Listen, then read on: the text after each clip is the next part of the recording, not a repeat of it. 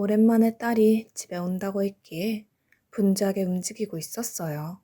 여보, 당면 넣어야겠다. 거기 닭만 후라이팬에 넣어줘. 알았어. 근데 뭘 이렇게 많이 차렸어? 이거 다 먹을 수 있겠어? 다 시연이가 좋아하는 것들이잖아. 공부하느라 힘들 텐데 집에 오는 날이라도 잘 먹여야지. 당신이 매주 반찬해서 냉장고에 넣어주고 오는데 뭘 그렇게 유난이야? 그런 말 하지 마. 공부하느라 제대로 못 먹어서 그런가 삐쩍 말라서 내 마음이 얼마나 안 좋은데. 아무튼 못 말린다 못 말려. 나도 그렇게 챙겨봐. 남편이 투덜거리고 있었지만 남편도 싫지는 않은 모양인지 얼굴에 미소가 가득했습니다. 잠시 후 딸이 집 안으로 들어왔는데요. 엄마, 아빠, 딸 왔어. 우리 딸 왔어. 배고프지? 얼른 먹자. 완전 진수성찬이네. 오늘 무슨 잔치 있어? 뭘 이렇게나 많이 차렸어. 말도 말아라. 네 엄마가 전부 차린 거야. 나도 네 엄마 심부름하느라 다리에 힘이 다 풀렸어. 하여튼 니네 엄마 유난스러운 건 알아줘야 해. 우리 엄마가 유난스럽지 않았다면 내가 이렇게 잘 컸겠어? 모녀가 맨날 같이 밥 먹고 아빠는 외롭다. 아빠가 외롭기는 뭐가 외로워. 정무가 있는데. 정무 요즘 난리도 아니야. 그러게 뭐 한다고 의대를 간다고 저 고생이야 고생이. 왜 그러겠어. 누나 따라간다고 저러는 거지. 남편이 고개를 절레절레 흔들고 있었는데요. 곧 아들이 현관문을 열고 들어왔습니다. 누나의 하나뿐인 동생이 왔구만. 잘 있었어? 공부하느라 엄청 힘들지? 남매가 마주 앉아서 공부 얘기를 하느라 정신이 없어 보였어요. 아들이 공부하기 힘들다고 계속해서 누나에게 어리광을 피우자 딸이 아들에게 물었어요. 그럼 누나가 과외 좀 해줄까? 누나가? 누나도 힘들잖아. 안 그래도 돼. 괜찮아. 내 하나뿐인 동생한테 그런 것도 못 해주겠어? 지금은 진짜 괜찮아. 내가 도저히 안 된다고 생각될 때 그때 말할게. 그래. 도움 필요하면 꼭 말해야 해. 딸이 아들에게 신신당부를 하고 있었는데요. 그런 딸의 말을 듣던 제가 딸을 노려보며 물었어요. 시연아, 너 혹시 지금도 과외한다고 있는 거 아니야? 아니야. 내가 무슨 과외를 한다고 그래. 정말이지? 또 절대 그런 짓 하지 마.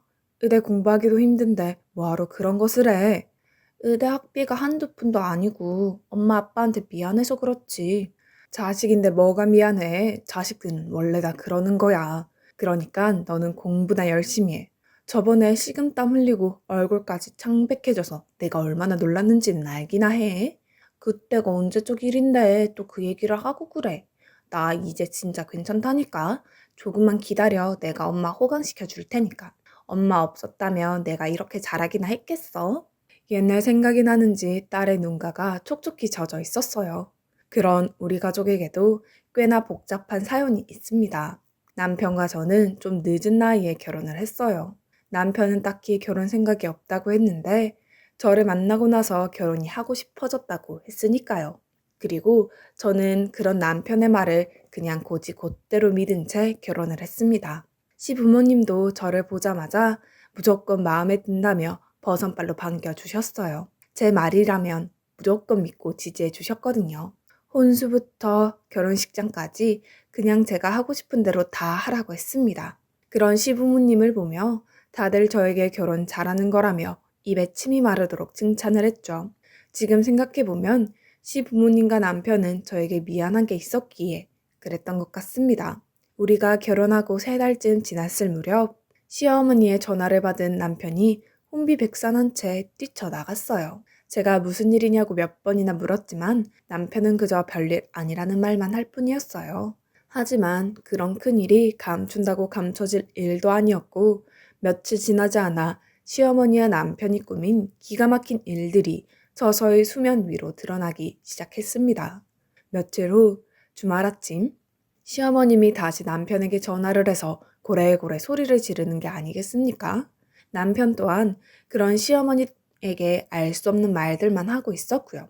이게 다 엄마 아버지 때문이죠. 근데 이제 와서 나보고 어떡하라는 말이에요? 나는 모르는 일이에요. 엄마 아버지가 알아서요.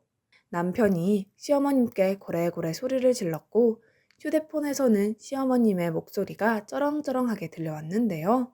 나도 모르니까 네가 데려가. 만나도 어디서 그런 독종을 만나서 이 사단을 만들어? 내가 그때 뭐라고 했어? 그거 독종 중에 상독종이라고 했지? 어쩜 이런 짓을 할 수가 있어? 아, 나는 모르니까 엄마가 알아서 해. 남편은 핸드폰을 소파 위로 집어 던져 버렸어요. 여보, 이게 다 무슨 일이야? 도대체 왜 그래? 어떡하면 좋아? 내 인생은 진짜 왜 이 모양일까? 이제서야 좀 살만한데 또 왜 이러냐는 말이야. 아니, 그게 무슨 말이냐고 자세히 말을 해야 할 거 아니야. 제가 놀란 채 남편에게 몇 번이나 물었지만 남편은 괴로운 듯 머리를 감싸는 채 눈물만 흘릴 뿐이었어요. 그러다가 남편이 큰 결심을 한 듯 저에게 말을 꺼냈어요. 얘기 듣고 당신이 이혼하자고 하면 그렇게 해줄게. 더 이상 내가 무슨 할 말이 있겠어? 뭐 이혼? 무슨 일인데 이혼이라는 말까지 하는 거야? 당신 진짜 무슨 사고 친 거야? 그렇지. 사고라면 사고지. 그것도 엄청난 사고. 라며 남편이 긴 한숨을 내쉬며 이야기를 시작했습니다.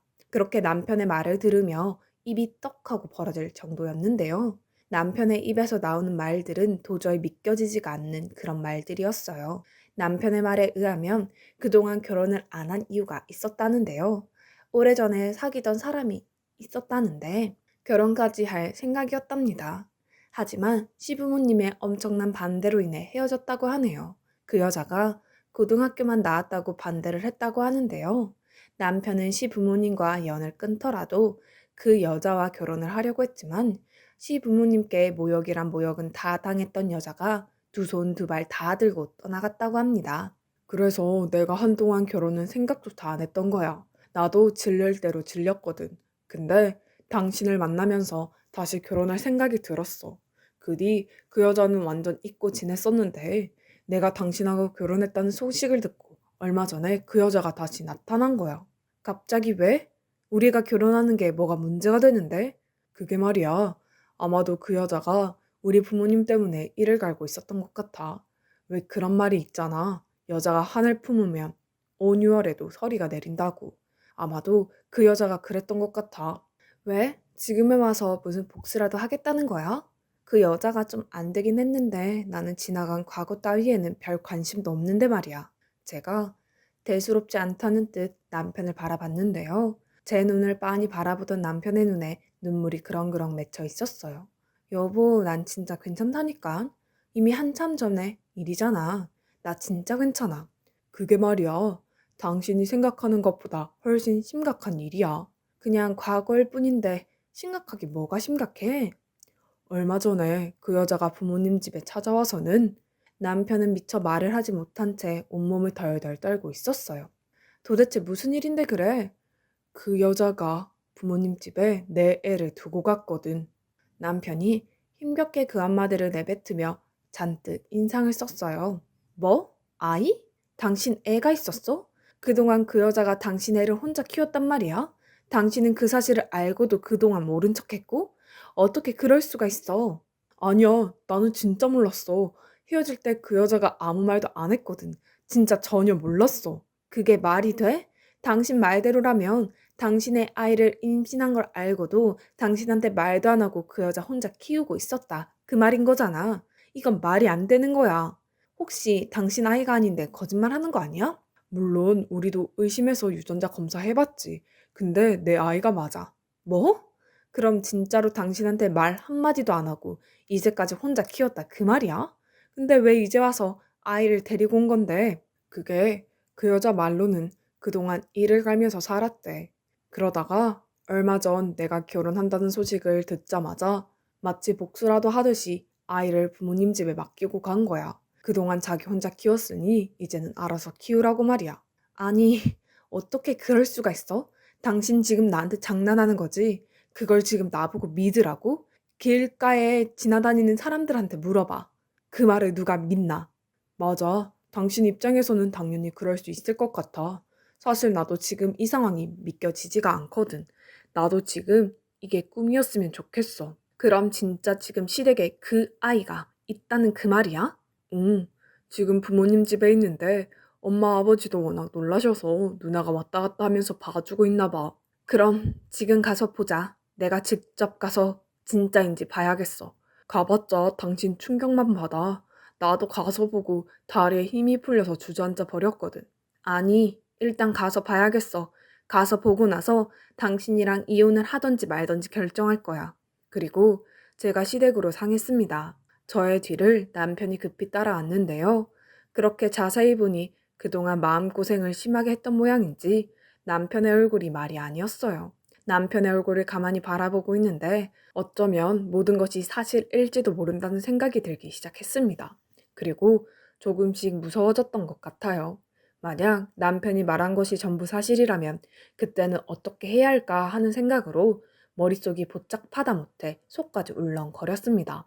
잠시 후 시댁 주차장에 차를 세운 남편이 떨리는 목소리로 저에게 말했어요.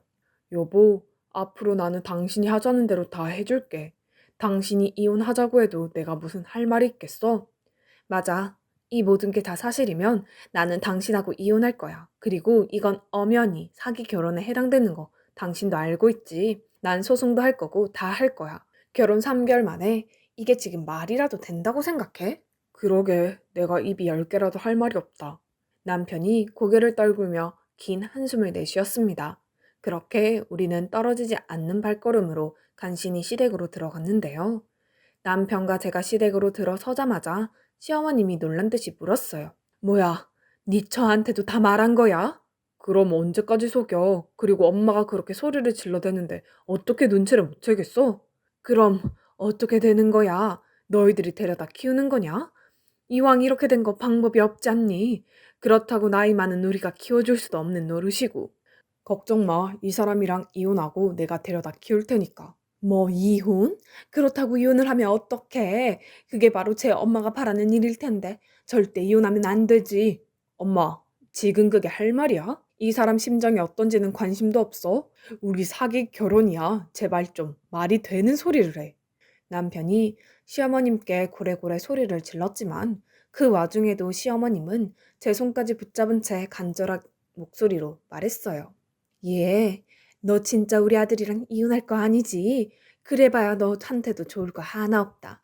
생각해봐라. 결혼한 지 3개월 만에 이혼했다고 하면 다들 손가락질 할걸? 세상 사람들은 네가 왜 이혼했는지 관심도 없을 거다. 그게 뭐가 중요한데요? 이렇게 된 거 빨리 끝내는 게 낫죠. 그리고 세상 사람들 눈이 뭐가 그렇게 중요합니까? 앞으로 결혼 안 하고 혼자 살면 그만입니다. 제가 시어머니를 향해 단호하게 말했습니다.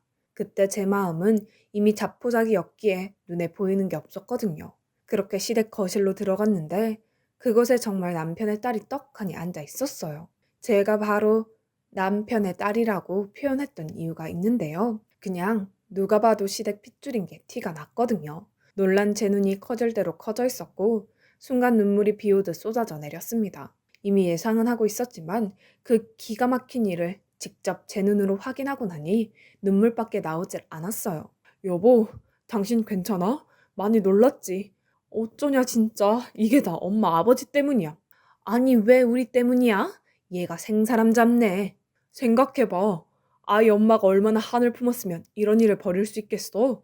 엄마 아버지 이기심 때문에 결국 아들 인생 망친 거야. 그때 내가 뭘 했어? 그냥 걔 좋다고 하면 결혼시키라고 했지? 아이 엄마한테 모든 말을 그렇게나 많이 하더니 결국 벌 받은 거야. 너는 왜 와서 불난 집에 부채질을 해? 내가 여기 있고 싶어서 있는 거야? 엄마가 안 챙기니까 있는 거 아니야. 시어머님과 신우의 말다툼이 이어졌고 그 소리에 놀란 남편의 딸이 고개를 푹 숙인 채 눈물을 쏟고 있었어요. 눈치를 많이 보고 살았던 모양인지 그 작고 똘망똘망한 눈이 많이 슬퍼 보였다고 해야 할까요? 제 눈에는 그게 한눈에 보였습니다. 하지만 시댁 가족들은 그런 건 신경도 쓰지 않고 서로 헐뜯기만 혈안이 되어 있었어요. 그러면 그럴수록 남편 딸 시연이의 눈에 눈물이 그렁그렁 맺혀 있었고요. 그런 시연이의 모습을 보며 저도 모르게 가슴이 아려왔는데요. 아마도 저는 그 아이의 모습을 보며 제 어린 시절을 떠올렸던 것 같아요. 사실 저도 아버지 사업이 잘못된 뒤로 가족들과 뿔뿔이 흩어져 살아야만 했거든요. 동생은 작은 아빠 집으로 가야만 했고 저는 외삼촌 집으로 가야만 했습니다. 그리고 엄마는 어느 식당에서 먹고 자면서 일을 했고 아버지는 공장을 정전하며 살았습니다. 무슨 일이 있어도 그 안에서 버텨내야만 한다는 걸 잘 알고 있었기에 우리 남매는 눈치 보는 게 일상일 수밖에 없었어요. 그 기억은 지금까지도 고스란히 남아 있었고요. 가끔은 잠을 자다가 소스라치게 놀라서 깰 정도였어요. 그러나 우리는 엄마와 아버지가 한 달에 한두 번씩 우리 남매를 보러 와서 그날만 손꼽아 기다리며 버틸 수 있었습니다. 거기다가 나중에는 부모님의 헌신 덕분에 가족이 다시 모여 살 수 있게 되었죠. 하지만 남편 딸 시연이는 하루아침에 처음 보는 사람들에게 맡겨진 것이나 다름이 없었기 때문에 얼마나 놀랐을까, 그리고 얼마나 무서울까 하는 마음이 저에게 고스란히 느껴질 정도였어요. 그리고 저는 시연이를 차마 거부할 수가 없었습니다. 무엇보다도 시부모님이 아이를 잘 돌봐줄 것 같지가 않았거든요. 누군가는 저에게 괜한 오지랖을 부린다며 참 많이 질책하기도 했습니다. 특히나 친정 부모님께서는 거의 실신 하실 정도로 노발대발 하셨는데요. 그런 부모님을 제가 설득했습니다. 전에 아버지 사업 잘못됐을 때 말이야. 그때 우리가 그런 기분이었어. 밥을 먹어도 먹는 것 같지도 않았고 잠을 자도 자는 것 같지도 않았거든. 잠을 자려고 누웠는데 거실에서 발걸음 소리라도 나면 소스라치게 놀라서 깨고는 했어. 나는 지금도 아주 작은 소리에도 놀라서 잠을 깨고는 해. 그치만 언젠가는 엄마 아버지가 데리러 온다는 생각으로 버텼는데 시연이한테는 아무도 없어. 엄마가 연락도 안 된대. 나도 내가 이러면 안 되는 거 잘 아는데 그 아이한테서 자꾸만 예전의 내가 보여. 그래서 모른 척 할 수가 없어. 그걸 왜 네가 하냐는 말이야. 그 아이 할머니, 할아버지가 있잖아. 너는 그냥 이혼하고 그 집에서 나와. 이걸 사기 결혼이야. 엄마, 시부모님이 잘 돌봐줄 것 같지 않아. 그 아이를 바라보는 눈빛을 엄마도 봤어야 해. 내가 들어보니 시누이가 와서 간간히 돌봐주고 있고 시부모님은 아예 없는 사람 취급하는 것 같아. 사람들이 어쩌면 그럴 수가 있는지 모르겠어. 처음부터 반대하지 않았으면 지금쯤 애 낳고 잘 살고 있지 않았을까 하는 생각도 들고 나도 참 복잡하긴 한데 근데 확실한 건 그냥 내가 그 아이의 손을 놓아버리면 안 될 것 같은 생각이 들어서 너무 힘들어. 내가 한번 잘해볼게. 그런 저의 설득에도 불구하고 처음에는 부모님이 연을 끊겠다고까지 할 정도였지만 나중에는 제 마음을 알고 이해해 주셨습니다. 그리고 우리는 시댁과 연을 끊고 살아가고 있어요. 시부모님이 시연이만 보면 신경을 곤두 세우고 했거든요. 물론 시연이가 마음에 들지는 않겠지만 너무하다 싶을 정도였기에 우리는 시부모님과 완전히 연을 끊고 살고 있습니다. 다만 시누이랑만 연락을 하고 지내고 있어요. 그나마 시누이는 저에게 항상 미안해하며 우리에게 도움을 주고자 노력했거든요. 그렇게 저는 남편과 이혼하지 않은 채 시연이를 딸로 받아들였습니다. 하지만 시연이는 한동안 저를 받아주지 않았어요. 어찌나 냉랭하게 굴던지 말도 못 붙일 정도였습니다. 그런 시연이를 보며 내가 너무 쉽게 생각한 건 아닐까 하는 생각에 자책도 참 많이 했는데요. 이미 제가 한 선택이었기 때문에 제가 책임을 져야 한다는 생각으로 하루하루를 버텨내고 있었습니다. 그러다가 우리에게도 둘째가 태어났어요. 첫째가 많이 크기는 했지만 여전히 손이 많이 갔기에 혹여나 서운해하지는 않을까 걱정을 하고 있었는데 우리 걱정과는 전혀 다르게 그때부터 첫째가 조금씩 변해가기 시작했습니다. 유난히도 동생을 아끼고 잘 챙겼거든요. 혹여나 제가 집안 살림을 하느라 정신이 없어 보이면 울고 있는 둘째를 안고 달래기도 했고 둘째 분유를 먹이겠다며 바쁜 엄마를 도와주려고 애쓰는 모습을 보이기도 했어요. 그렇게 딸은 조금씩 변화되기 시작했습니다. 그러던 어느 날 딸이 완전히 바뀌게 되는 계기가 생겼는데요. 그날은 제가 감기 몸살 기운이 있어서 감기약을 먹고 잠시 잠을 자고 있었어요. 마침 딸이 학교에서 돌아왔기에 딸이 동생과 놀아주겠다고 했거든요. 그런데 시간이 얼마나 지났을까요? 거실에서 딸이 저를 부르는 소리가 들려왔는데요. 마치 누군가 다투기라도 하는 듯이 소리를 지르며 울먹이고 있었어요. 딸의 목소리에 깜짝 놀란 제가 이불을 걷어차고 거실로 뛰어나왔는데요. 그곳에서 기가 막힌 일이 일어나고 있었습니다. 그러니까 그동안 연락을 끊고 지냈던 시어머님이 집에 찾아온 모양이었어요. 둘째 아들이 태어난 뒤로 단 한 번도 보여준 적이 없었으니 아마도 둘째가 보고 싶어서 무작정 온 것 같았습니다. 우리 부부가 전화도 받지 않고 했거든요. 시어머니가 초인종을 누르며 빨리 문을 열라고 재촉을 하는 바람에 딸이 얼떨결에 문을 열어준 모양이었어요. 그런데 시아버님이 1층 주차장에서 기다리고 계셨던 것 같은데요. 무슨 이유에서인지는 잘 모르겠지만 1층에서 기다리고 있다가 시어머님이 부르면 올라오실 생각이었다네요. 아마도 혹시나 우리와 말다툼이라도 할까 싶어 그러지 않았을까 싶습니다. 시어머니는 갑자기 둘째를 끌어안고는 밖으로 나가려고 했답니다. 그 바람에 딸이 혼비백산한 채 시어머님에게 매달려서 동생을 데리고 가지 못하게 막고 있었다고 하네요. 아니 잠깐만 보여주고 온다니깐 얘가 왜 이래? 너 이거 못나? 이래서 머리 검은 짐승은 거두는 게 아니라고 했는데 이딴 걸 데려와서는 이 사단을 만들어. 어쩜 생김새부터 자기 엄마를 그대로 빼다 박았네. 거기다가 자기 엄마 닮아서 아주 독종이야 독종. 시어머님은 딸을 향해 막말을 쏟아붓고 있었어요. 빨리 내 동생 돌려줘요. 내 동생 놀랜단 말이에요. 엄마, 엄마. 딸이 목청이 터지게 저를 부르고 있었어요. 그 전까지 딸은 저에게 엄마라는 말을 해본 적도 없었는데 정말 다급하긴 했던 모양이에요. 엄마라고 몇 번이나 불렀는지 모르겠네요. 그렇게 시어머님은 딸에게 더 심한 압박감을 하고 있었고 제가 그런 시어머님 앞을 가로막으며 둘째를 빼앗아 들었습니다. 지금 이게 뭐 하는 겁니까? 너희들이 우리 손주 안 보여주니 내가 이러는 거 아니야? 그러게 너희들이 보여줬으면 내가 이러겠어. 아니 근데 저 기집애는 왜 이렇게 독종이니? 아주 자기 엄마를 빼다 박았어. 어머님, 지금 제 딸한테 뭐라고 하시는 거예요? 우리 딸한테 한 번만 더 그런 말씀하시면 저도 가만 안 있을 겁니다. 앞으로 말 조심하세요. 딸 같은 소리하고 자빠졌네. 쟤랑 너랑 피 한 방울 안 섞였는데 딸은 무슨 딸이야? 너도 잘 들어. 네가 그렇게 키워봤자 자기 엄마 찾아갈 텐데 정신 차려 이거 사. 그건 어머님이 상관할 일이 아닌 것 같은데요. 그리고 제가 우리 딸 엄마인데 도대체 왜 이러시는 거예요? 앞으로 다시는 찾아오지 마세요. 라며 시어머니를 밖으로 내쫓았습니다. 물론 저라고 그렇게까지 하고 싶었겠습니까? 하지만 저는 두 아이의 엄마였기에 우리 아이들을 지켜야만 했습니다. 제가 시어머님을 밖으로 억지로 밀어내고 문을 닫아버리자 딸이 동생과 저를 꼭 끌어안고는 폭풍 눈물을 흘리고 있었어요. 우리 딸 많이 놀랐구나. 엄마, 왜 이렇게 늦게 나왔어? 나 진짜 무서웠단 말이야. 미안해, 엄마가 잘 못 들었어. 근데 우리 딸이 있어서 아주 든든한데 아주 잘했어. 네가 동생을 지켜낸 거야. 내가 딸을 끌어안았는데 딸은 제품에 안겨서 엉엉 울었어요. 그렇게 우리는 진정한 엄마와 딸이 되었습니다. 그 뒤 우리 딸은 공부를 잘해서 의대 합격을 했어요. 뭐만 하면 뭐든지 끝장을 보는 성격이었기에 공부도 정말 열심히 했거든요. 거기에다가 의대 학비가 만만치 않다며 간간히 과외까지 하고 있었는데요. 어느 날 자취방에 반찬을 가져다 주러 갔는데 코피까지 쏟는 딸을 보며 한바탕 난리가 났었거든요. 그랬기에 딸의 과외 이야기만 나오면 펄쩍펄쩍 뛰면서 난리를 치고 있답니다.